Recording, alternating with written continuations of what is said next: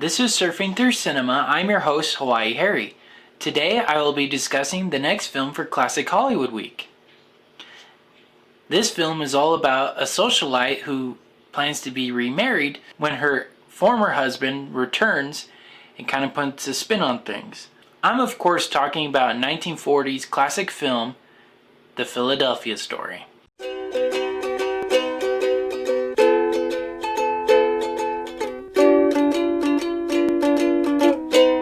So some technical details about The Philadelphia Story. The film was shot in 8 weeks with no retakes needed in it. And that's insane. That's completely unheard of, especially nowadays. Some movies take 3 months to 6 months to film. So it's insanity that they were able to shoot it in 8 weeks. That is such a short amount of time. And, now especially superhero movies, in particular with DC, they do tons of reshoots and tons of re-edits to make the movie perfect. So it's interesting to see how back then they honestly didn't put as much care and effort into redoing a movie to make it perfect. They knew if they practiced their lines and did it right the first time, they wouldn't have to redo it. And so that's something that's really commendable about the production of this film. Cary Grant, who's one of the leads in this movie, he demanded a $137,000 salary, and initially people thought because he was super arrogant, super selfish, but in reality,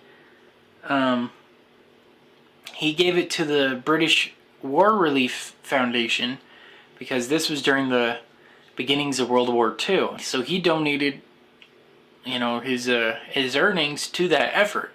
So that really shows the amount of care and effort these actors really had, not only with their projects, but also with the world socially.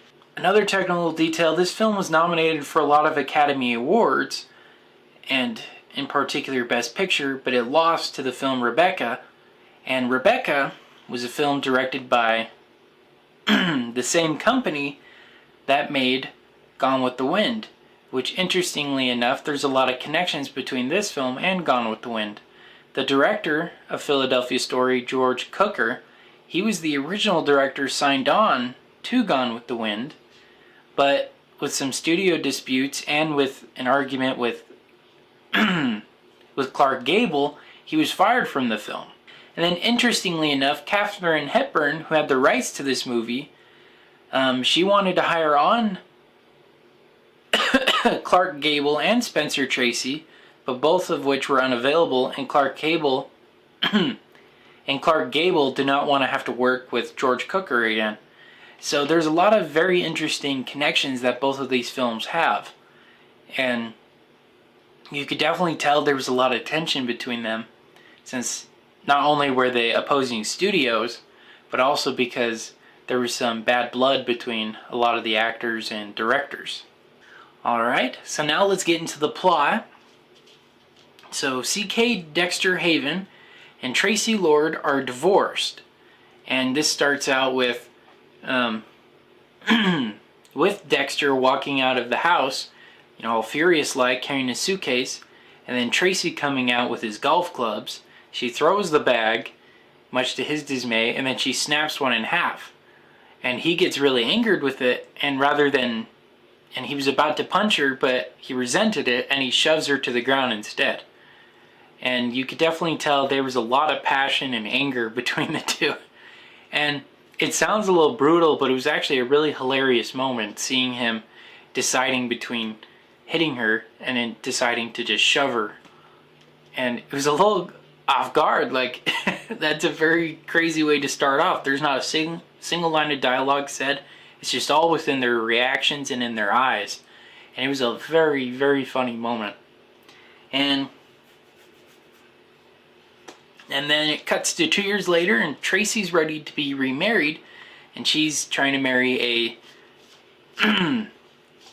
a potential candidate for Congress.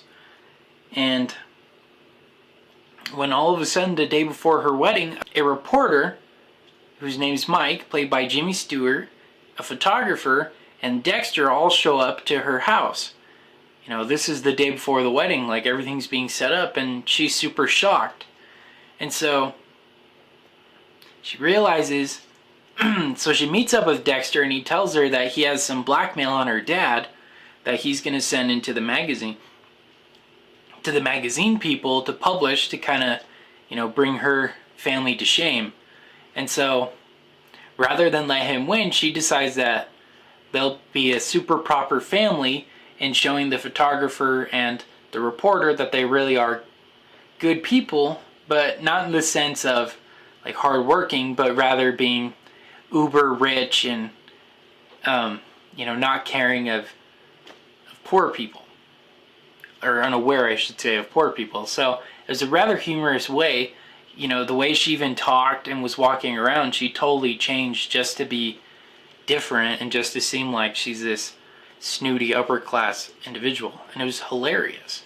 And then after much drinking at the party the night before the wedding, Tracy and Mike get together, and she realizes she kind of has some romantic feelings for him, and they kiss, but that was it. It's left at that. But she realizes she doesn't love the politician she's trying to marry, and so the next day, just hours, mere minutes before the wedding's gonna happen, the fiance finds out, and he shows up, and he calls it off. And so she's totally awestruck. She doesn't know what to do. And Jimmy Stewart's character, Mike, he proposes to her, but she denies it. And then Dexter, after much talking with her and after much connection with her, he decides, hey, maybe we should give this another go. And then she wholeheartedly agrees, and they get married once again. And then the story that's published in the newspaper isn't one about the dad and his affair that he was having, but rather it's about the marriage between Dexter and Tracy. And it was a beautiful way to end the movie. You hear constantly throughout it, you hear a clicking noise whenever there's a photographer, and all the characters look at it. And so the very last shot is you hear the clicking sound, and they look at the camera, and then it cuts to the photo being printed into the magazine. And it was a really nice transition that they did, kind of a jump cut. It was a really nice jump cut they did. And that's basically the plot of the Philadelphia story. I'm going to go on a break real quick, but first, here's a message from our sponsor. This podcast is brought to you by Anchor. If you haven't heard about Anchor, it's the easiest way to make a podcast. Here's how. It's totally free. There are tools that allow you to record and edit your podcast from your computer and even your cell phone. But that's not all. Anchor distributes your podcast for you so it can be heard on Spotify, Apple Podcasts, and many, many more. You could even make money from your podcast with no minimum listenership. Anchor is everything you need to make a complete podcast all in one small place. So go on and download the Anchor app or go to anchor.fm to get started today. Okay, so now that we're back from our break, I'm going to get into some critical reviews and my personal reviews about the Philadelphia story. So, it has a 100% rating on Rotten Tomatoes. And they don't do that too often on that site. This is one of the few that really has achieved that much high rating amongst the critics. And, across the board, lots and lots and lots of critics and websites, they absolutely adore this film. They claim the humor of it is spectacular. The characters and the dialogue are wonderful, and it's a really good film. A lot of people like it. It's kind of challenging finding people who don't like it. And the ones who don't like it, mainly are ones who aren't as familiar with classic films or classic Hollywood, or just don't like older films to begin with. Like, they have a harder time with it, and that's kind of a sad thing, how some people are kind of closed-minded to it. But nevertheless, a lot of critics adore this film.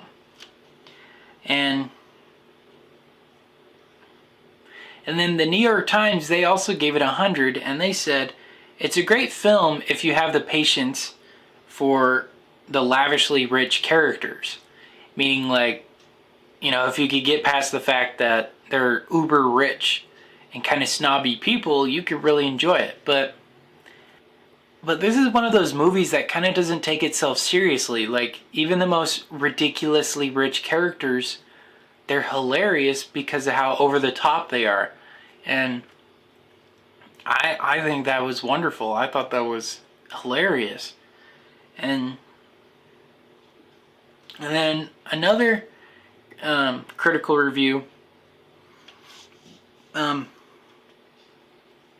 Jimmy Stewart actually felt miscast in this role, which is surprising because he did so well as the reporter, and he was super nervous and had no idea how good of a performance he did. So much so that the night of the awards, he was called by a friend saying, hey, you should get down here because you've been nominated for the film. And he's like, really? So, and yeah, like, you know, even Jimmy Stewart, he thought he didn't do such a good job. So that's a very interesting, you know, aspect of it. But critics loved it. So now I'll get to my personal views about the Philadelphia story. I absolutely loved the quick wit and banter between Katharine Hepburn and Cary Grant. I think they had such a dynamic relationship. It was hilarious to watch. And, you know, even when they were super mean to each other, it was really, really funny. You know, they really were made for each other, so it was kind of nice seeing them get back together at the end. And then Jimmy Stewart, he's become one of my favorite actors of all time now. You know, I've seen him in tons of movies now, including Rear Window, Vertigo, It's a Wonderful Life. Now this film, he's a great actor. You know, he's known later on for his Western roles and being kind of a serious but quiet everyday man. But in this movie, he's great as a no-nonsense reporter. You know, he really shows his ability to break his stereotype, like to break his typecasting, and I really enjoyed it.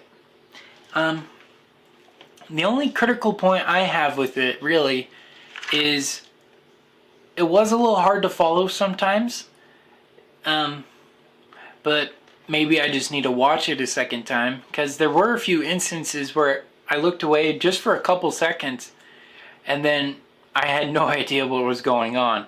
So it's definitely one you need to pay attention to because it's really quick and fast paced. No, that's pretty much it. I thoroughly enjoyed the film. It's now one of my favorite comedies, and I can really see why a lot of people consider it the greatest comedy of all time. I loved it. It was wonderful. And, you know, Leonard Maltin said recently in an interview at the at Comic-Con at Home how whatever's funny is funny. And he's absolutely right. Like, whatever things were funny 80 years ago, generally speaking, they'll still be funny now. Like, all the funny quirks and funny dialogue is hilarious even now. You know, almost 100 years after the film came out. And that shows you how much effort does go into the writing of films. And, you know, I think a lot more comedies should take notes. You know, this is a very intelligent movie. I wonder if Arrested Development took some inspiration of Katharine Hepburn for Lucille Bluth, because they totally talk and act the same. And I just thought that was hilarious. So for those of you who are wondering why this episode is in black and white today, it's because I wanted to pay homage to this film. You know, because the title of it says it's in glorious black and white. Now I wanted to pay tribute to that because you don't see that too often anymore. And, you know, I've kind of made rants about it before, but it's really sad to me that people won't watch movies because they're in black and white or because they're 80 years old. And that's really sad because you'll miss out on great pieces of art like this one. And I highly recommend it. I really do. It's a really good time and very intelligent film. You know, very unique to its time period. And so yeah, that's my thoughts and feelings about the Philadelphia story. Next time, I'll be discussing the next film, or in this case TV series, for Star Wars Week.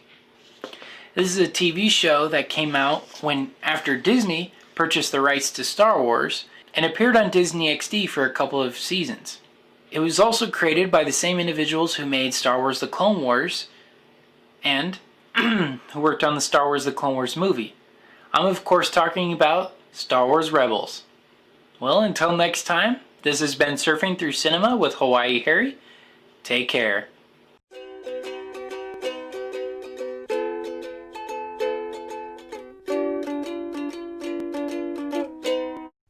Thank you for listening to Surfing Through Cinema. Make sure to check us out on Facebook at Surfing Through Cinema with Hawaii Harry and on Instagram with Surfing Through Cinema. We also have a website, www.anchor.fm/Surfing Through Cinema, where you can learn more details on upcoming episodes and on past episodes.